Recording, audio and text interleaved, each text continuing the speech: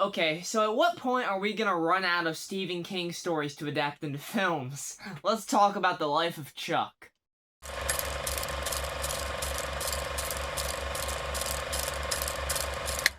Hey guys, AGYFT Abbott here. Welcome to my review for The Life of Chuck. If you hadn't noticed, doing something a little bit different, change the setup. I don't know how long it's gonna last. I might not like it. We'll see how it pans out. I'll do a few reviews with it like this, and if I don't like it, or if you guys don't like it, let me know.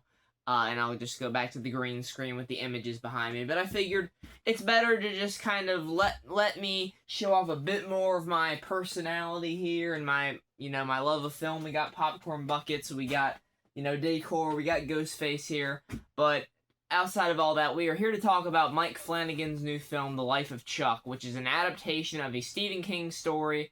You're kind of getting the celebration of life, pretty much, and basically tackling these big themes of, like, how we live our lives, how we are interconnected with everybody we meet in our lives, and how they are connected with each other, and how, we choose to treat those people in our lives, what we leave behind, facing death. It's a scary thing, but in this movie, it's also kind of a beautiful thing.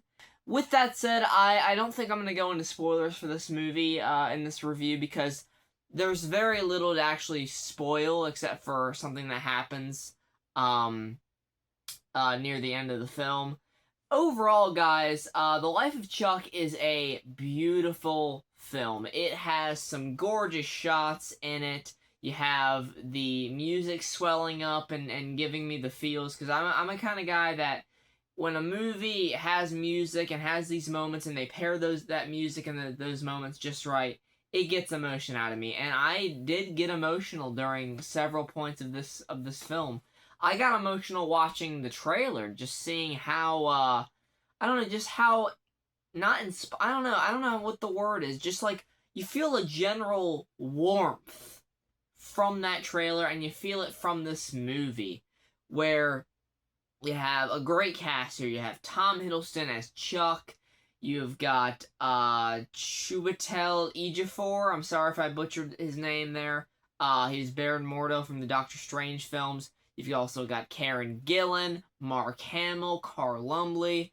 You have Jacob Tremblay. Lots of really entertaining people that I've seen in dozens of other films. Nick Offerman serves as our narrator here. There's a bunch of other, pop-up characters in here, too, that kind of, they just kind of come and go. They come in, you feel their impact, and then they're gone. Like Matthew Lillard's character. He comes in there for one scene. Just got one scene, but he makes the most of it, man. The movie does this non-linear storytelling, which, yeah, I'm not a big fan of, but for this movie, I feel like once you've watched it, and I think I'm going to watch it again, I might appreciate it for the way that it tells its story. Basically, the beginning of the film is the end of the film. Then you get the middle of the film, and then we end it with the beginning of the story. Going through Chuck's life and stuff like that. But in the end of the film, which is at the beginning, you have Karen Gillan and Chiwetel Ejiofor's character. He's a teacher, she's a hospital worker, a nurse or something, and there's basically this end time situation happening. Without going into too much detail, it doesn't look good for the world, and they have to kind of come to terms with the fact that their world is potentially ending.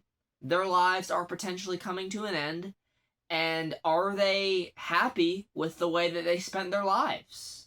And I found that to be a really, really profound theme to tackle in this film. Chuck, played by Tom Hiddleston, and then when he's younger, he's played by like 2 or 3 different actors. Jacob Tremblay plays him in the end as the teenage Chuck. But Chuck is a very optimistic guy. Mark Hamill just does an excellent job. He evokes some strong emotion out of me, especially more towards the end of the film, and especially the implications that his character has on Chuck towards the end of the film. That really got me. A couple other moments in this movie that really got me invested in what was going on is there's a scene in the middle of the film where Chuck sees this woman playing the drum. She's trying to make a living, trying to start up a band and, try to get some coverage and stuff like that. And he stops and he sees the music and he remembers back to his grandma and the way that she loved music. She was dancing in the kitchen. She would dance with him all the time. She loved watching musicals with him. And it's something where you really start to think about, yeah, I've been there. Like, I have moments in my life that make me think of someone from my past that I've lost. I remember that this person loved this, and you're telling stories about them, and you reminisce, and that's really what the biggest selling point of Life of Chuck is that you're supposed to live your life to the fullest, and you're also supposed to kind of remember who made you who you are and the best parts of life, instead of focusing on the sadness of it and the moments that aren't so great. You kind of just need to move forward and live your best life. And Chuck he does just that in this film. He doesn't really let anything knock him down a peg, because in this scene he just stops and he remembers his grandma loving the music and he starts dancing, and he gets this girl involved with it that just had a breakup and she needs cheering up, and he makes her day in that moment, taking her on in front of everybody, dancing with her, making her day positive, going from negative to positive, and that's really great. It makes such an impact on her, and yeah, really, it just makes you think about how to live your life, how to impact other people's lives while you're in it, and how we're all interconnected in that way. And that The Life of Chuck is just a really special film. The emotions, there are moments where, yeah, they are going for it. It's getting pretty sappy, but there are enough moments where it's strong enough where I can forgive that. I'm like, hey, this emotion here is warranted. So I'm giving The Life of Chuck an 8 out of 10. I really did enjoy it. The cast is phenomenal. Like I said, it's beautifully shot. Mike Flanagan knows how to make films.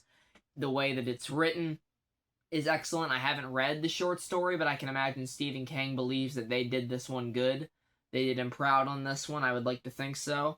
It's got very powerful themes. It's kind of a hard movie to delve into, even with spoilers, so I'm sorry if I rambled on at moments in this review, but I hope you guys enjoyed it nonetheless. Let me know what you thought of The Life of Chuck if you've seen it down in the comments below. Next one should be Predator, Killer of Killers, or Ballerina, and I will see you guys for that review. Let me know what you think of the new set. Take care, and goodbye.